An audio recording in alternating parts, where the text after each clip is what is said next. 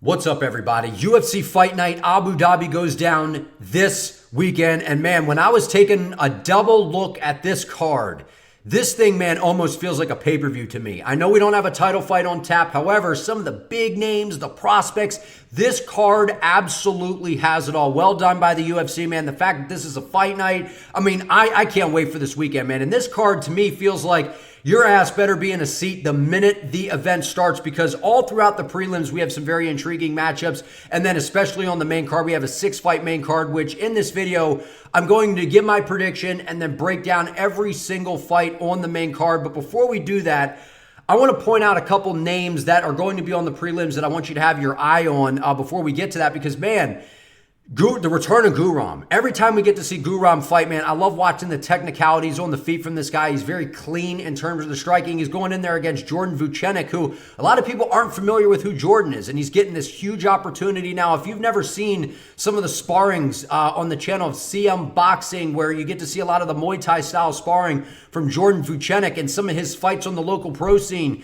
this guy is absolutely well-rounded. He has good striking. He's got good submissions. This is no layup for Guram, man. I can't wait to see a fight like this. I love when we get a guy that seems to be a hot prospect and some young guy comes in and it's like, how does this thing play out? I love that matchup. We got Jai Herbert on the card. I love watching him fight, man. People they've forgotten a little bit about Jai Herbert. You know, he goes out there against Ilia Topuria, rocks him badly, almost has him out of there.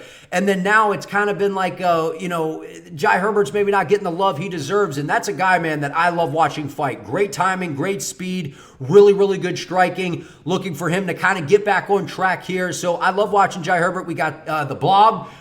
Shamil Gaziev is on the card, looking to, right his wrong from that last outing against Jairzinho Rosenstrike. Alonzo Menefield. Prelims, absolutely outstanding. But let's hop in to the main card here. And the first fight, Joel Alvarez and Elves Brenner. I'm going Joel Alvarez in this matchup, but I want to make sure that you all, that are tuning in for this fight, man, know this is going to be an unbelievable fight. I think that when the UFC takes two prospects, two guys that are kind of on the rise, that have unique skill sets, and pair them together, it just makes for a fun matchup. And that really is a testament to, I know that these guys aren't huge names inside the UFC right now, but skill for skill, this is such a fun matchup. You got Joel Alvarez, who's a tall, rangy guy, does have some pretty good pop in his hands. You have Elves Brenner, who has good grappling. He likes to kind of get on the inside, and we know about the submission game of Alvarez. And to me, the problem that I have with Elvis Brenner in this matchup, I played with the idea of picking him, but he gets in a lot of these scraps, man, on the inside, and I just feel like Joel Alvarez is going to keep him at range. And when Brenner tries to brawl, Alvarez is going to slide back, land some of those good clean shots,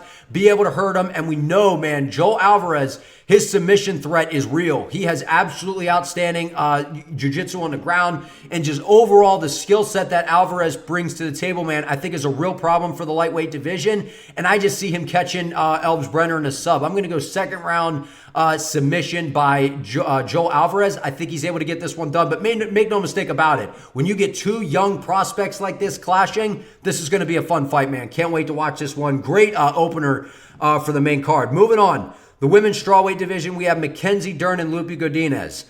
I got to go Lupi Godinez here. And I kind of, was thinking about maybe do I go with Mackenzie Dern here? Could I see her, big card, Abu Dhabi, maybe she makes it happen. But as good as Mackenzie Dern's striking has gotten, right? It's improved leaps and bounds, actually, since, kind of bursting onto the scene inside the UFC.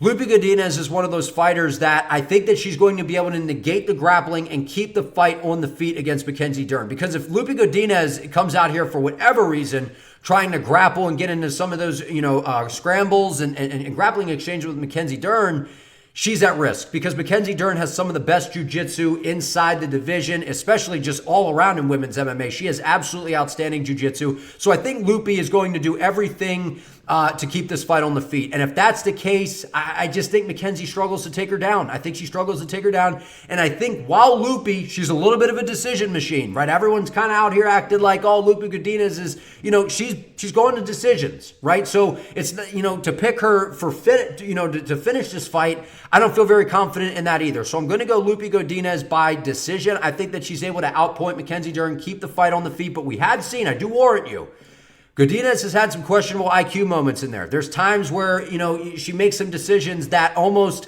can put her in some real danger. So I'm going to go with Lupi Godinez in this fight. I trust her because there's a lot on the line in this for her, right? Mackenzie Dern's a huge name inside a women's MMA period. Lupi Godinez is kind of on the incline here where it looks like Dern's a little bit on the decline.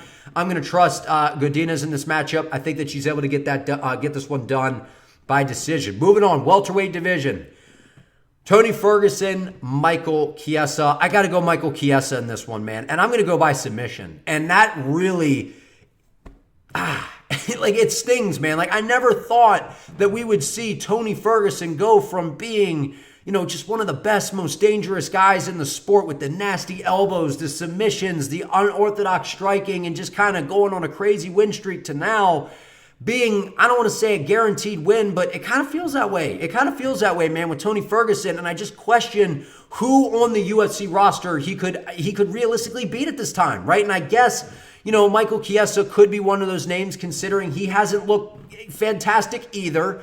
But Tony coming up, realistically, Tony's a lightweight, right? He's had some fights at welterweight, but his frame to me has always been kind of a lightweight frame. And I think while he may be a little bit faster than Michael Chiesa, I don't think that it's going to be by much. I think that maybe he has a little bit of the advantage in the striking. Maybe. Back in the day, I don't think we would have a question here. I think we would be like Tony on the feet all day long, and off of his back, he could throw up triangles and some of those different things. But I think Chiesa is going to be a little bit too physically strong for him in this matchup to where we know Chiesa has good wrestling. We know he has good grappling. And I just don't think he's going to give Tony the time of day in terms of the stand-up. I think he's going to act like he's going to stand with him, shoot, level change, take him down, and we're going to see Tony end up in positions. We're seeing Tony get submitted by Bobby Green, man. We're seeing Tony in positions. I'm not saying Bobby Green has underrated jiu-jitsu in my opinion, but really, we're seeing Paddy Pimblett dominate him in the grappling, and I think that Paddy Pimblett does have good grappling. But Michael Chiesa, he's a veteran. He's been around, and we've seen, man, what he's been able to do, and I can't feel confident picking Tony. I would love to see Tony Ferguson win this fight and then retire and ride off into the sunset. Just don't feel confident in it. I don't feel confident in it, and I don't think that when he gets taken down by Chiesa, he's going to be able to get back up. I don't think he's going to be able to get back up. I think Chiesa is going to be, too physically strong for him. He's going to be able to hold him down, chase submissions, because we know Chiesa has some pretty good submissions. I think he's ultimately able to get him out of there by submission. I'm going to go second round sub by Michael Chiesa. Maybe Tony has some moments in the first round on the feet, but I don't think, even if he is having moments, I don't think it's going to be enough to fend off the onslaught when it comes to the takedowns of Michael Chiesa. Moving on. My second favorite matchup on the entire card, Marlon Chito Vera and Deiveson Figueiredo. I'm going Figgy by decision. Look, this pains me, man. I am a big Marlon Chito Vera fan. I love watching this guy fight. One, he has sick style, man. I love the style this guy has, man. And I think he's a fun personality inside the sport. But one of the things that I've, I shouldn't say began to learn, but one of my questions with Figgy when he moved up to bantamweight was, we know the guy's fast. We know he's probably going to have a little bit of a speed advantage over a lot of these guys coming up from flyweight to bantamweight. But how is that power going to translate? What's it going to be like? And what we've seen from Figgy at bantamweight, man, he looks outstanding. He's very fast. He has power. He's wobbling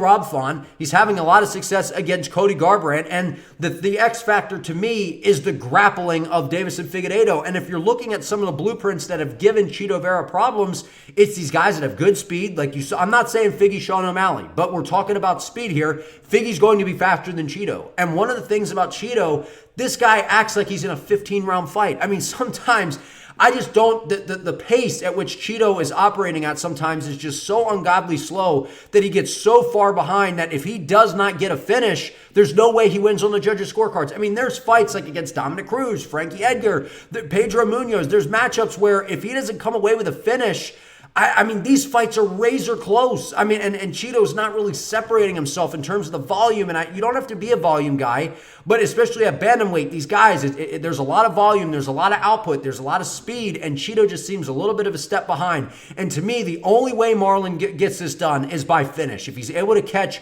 Figgy with a shot. And what are Marlon's best weapons? He's got that good front kick up the middle. He's got good knees. He's got good kicks. He does have some thud in his hands. But I think that the overall skill set of Deiveson Figueiredo is just going to be a problem for Chito Vera. We saw Corey Sandhagen implement a similar game plan against Marlon Vera. What is that? Stand, utilize the speed, utilize good footwork, land good shots, and whenever Marlon gets comfortable on the feet, shoot a takedown, level change, make him work to get back up, kind of wear on him a little bit. And I think Figgy is just able to win on the judges' scorecards. I do think that it's possible maybe Marlon starts to turn it on later in the fight to where he could steal around. But I really think that Figgy could win this 30-27. And it hurts, man, because I really like Chito Vera. And with my heart, I want Chito to win this fight. But when I'm looking at, film, breaking it down, picking with my brain, I got to go Figueiredo. He's too well-rounded, and people are overlooking how well he did in the grappling against Cody Garbrandt. I mean, Garbrandt, man, I know people don't want to give Garbrandt his credit these days. That's a hard guy to take down and hold down. Cody Garbrandt is very, very scrambly on the ground. He is not someone that we really ever see get taken down and controlled, and let alone subbed. You know what I mean? So Figgy, the threat is there on the feet. It's there on the ground. I got to go Deiveson Figueiredo here. I think he's able to get this thing done. I'm going to go by decision 29-28, or I could possibly see a 30-27 decision by Figgy in this matchup. Moving on, co-main event. We got Shara Nurmagomedov and Michal Oleksiejczuk.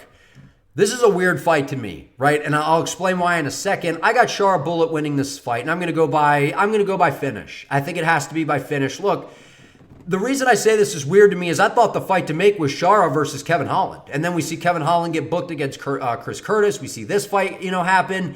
And I'm just like, kind of a head scratcher, right? I mean, I honestly, if Kevin Holland was fighting Shara Bullet, I was probably going to pick Kevin Holland. Because I do think Shara Bullet, he's very fast on the feet. He's got sensational kicks. I mean, he's got a very kick-heavy approach. But one of the weird things about a guy like Shara, who is a kickboxer, right? I mean, he's really basically just throws a bunch of kicks. His hands are not great in my opinion. I think that there's a lot of holes in terms of the boxing of Shara Nurmagomedov, and to me, it just confuses me. Whenever you see a guy that has a good overall kickboxing skill set, the gap sometimes between the kicking abilities and then the boxing. It's just strange to me. And I don't think that he's atrocious with the hands, but I do think that there's a lot of holes defensively. And his last outing against Trockley, we saw, and I get Shara had, numerous opponents, and, he had this guy, then that guy, and then he goes in there with a big, tall, rangy guy in Trockley. So, I understand where there could be some hesitation there. But Shara Bullet, man, he's going to, I think, he could outpoint Michal because he's very active with the kicks to where he can add the points up. But Michal's very aggressive. He's not going to be afraid of Shara Bullet. We saw him drop Kevin Holland. We've seen that he's very aggressive. He does have power in his hands. He likes to get on the inside and let those combinations go with the boxing. And if there's an area of weakness for Shara, it's the boxing and it's the wrestling. Now, I mean, Michal's not going to come in there and just try to go kick for kick with the guy. I mean, if he does that, he's definitely losing. But I do think, I wouldn't be shocked if Michal pulls off an upset here. I would not be shocked one bit at all if he pulls off an upset. But I got to go Shara Bullet here because I find it hard to believe that the UFC won. I mean, they're giving Michal, a guy who's kind of been up and down over his last few fights, he's coming off a loss, coming off of a vicious armbar by Kevin Holland. I mean, I'm surprised that Michal's turning around faster than Holland. I mean, that's kind of crazy because Holland's an active guy.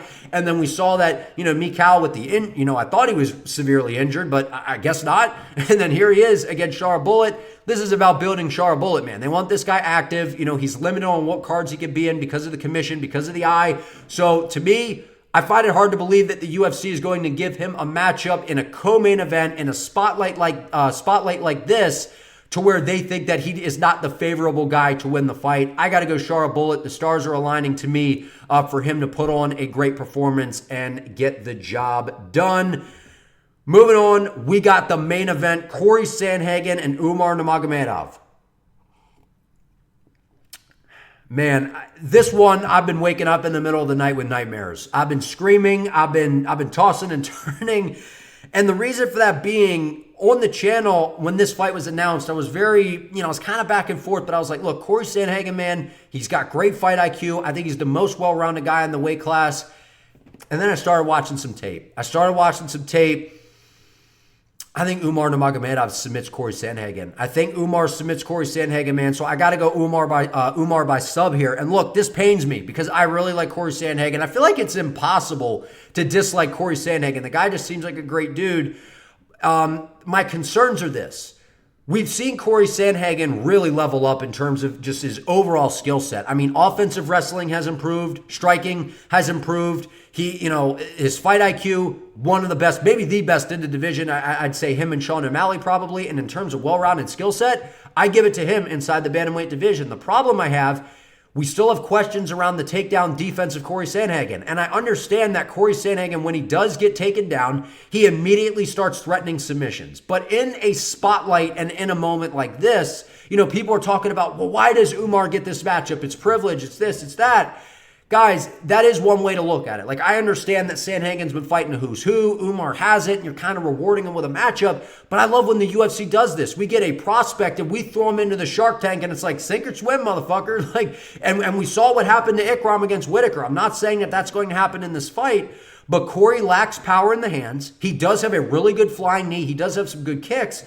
But I think Umar is going to be very hip to that. And I think the weakness of Umar Nurmagomedov would be, in terms of the striking, would be the boxing. And Corey Sandhagen, he does have good hands, but I wouldn't say he's a phenomenal boxer. I think he's more of an overall, kick. He's got good hands, but he's more of a kicker. He mixes kind of just everything together. Like, Corey is not particularly outstanding in one area where he's just very well-rounded everywhere, which makes for a very good fighter. But when you have a specialist like Umar Nurmagomedov, who I think is going to have a heavy strength advantage in this matchup, to where Corey, maybe he defends the first takedown. He's going to utilize really, really good footwork, really good lateral movement. I think he's going to try to beat up the lead leg of Umar. I mean, it's very important to note, Corey's training with Trevor Whitman for this fight, and Trevor Whitman has been a part of, training Justin Gaethje to get ready for Khabib. And I know Umar and Khabib are not the same guy, but the game plan that gets formulated for these guys that come out of that Khabib camp, it's all very similar, man. It's, we're going to stand and strike with you. We're going to make you worried, and your striking is almost compromised because in the back of your mind, you're so worried about a takedown that maybe you get caught with a shot. And Umar, he has some really good kicks. He's got some really good kicks. He's got a nasty question mark kick. He floats around nicely on the feet. The only worry I have for him, he does move straight back, so he is there. If Sandhagen can kind of apply smart pressure, he's there to land some of those shots on Umar. But I just find it hard to believe that Khabib and team would be calling and so adamant for this fight with Corey Sandhagen. I know he's the number one guy, so that's very intriguing. But when they do this, they see something in the opponent. They formulate outstanding game plans. We've seen Islam Makhachev with an outstanding game plan for Charles Oliveira. We saw, they helped Bilal Muhammad with a game plan for Leon Edwards. They are very, very good at formulating game plans. I think that they have something brewing for Corey Sandhagen in this fight. But I wouldn't be surprised if Corey Sandhagen's fight IQ and footwork make it very difficult for Umar to get a hold of him, and it's stuck, on the feet to where Corey can outscore him, and maybe win in decision, or maybe catches him, with a submission, because Corey, when he gets taken down, he immediately threatens with submissions, which is something I really like about him. But a guy who's a specialist in terms of the grappling, like Umar Nurmagomedov, who's very physically strong, has outstanding grappling, and in that last fight with Umar where he fought Begsat Almakhan, I wasn't familiar with who that guy was. And then I went back and watched some tape, and I'm like, I'm surprised Umar's taking this fight because this guy is basically a nobody, Begsat, and he has really, really good striking. He's got good power in the hands, and you saw the minute he rocked Umar with a shot. Umar's instinct, immediately grab a leg, take him down, and we saw when he resorted to strictly grappling, it was very, very dominant. And I know Corey Sandhagen is top of the food chain in this division, and as much as I think a fight between O'Malley and Sandhagen would be very interesting, I don't know that Sanhagen gets through Umar Nurmagomedov in this matchup. So I got to go Umar, man. I think that he is able to actually sub Corey Sandhagen. We've seen a guy like Aljamain Sterling take his back. I know that was kind of in a little bit earlier on for Corey Sandhagen, but still, we still have some questions about the defensive grappling when it comes to Corey Sandhagen. But that is my thoughts, man, on this card, on the main card specifically. I'm excited for this fight, but this fight card, I want to hear from you guys down in the comments. Like this video, comment your thoughts below, subscribe to the channel, help your boy out. I would appreciate it. See you next time.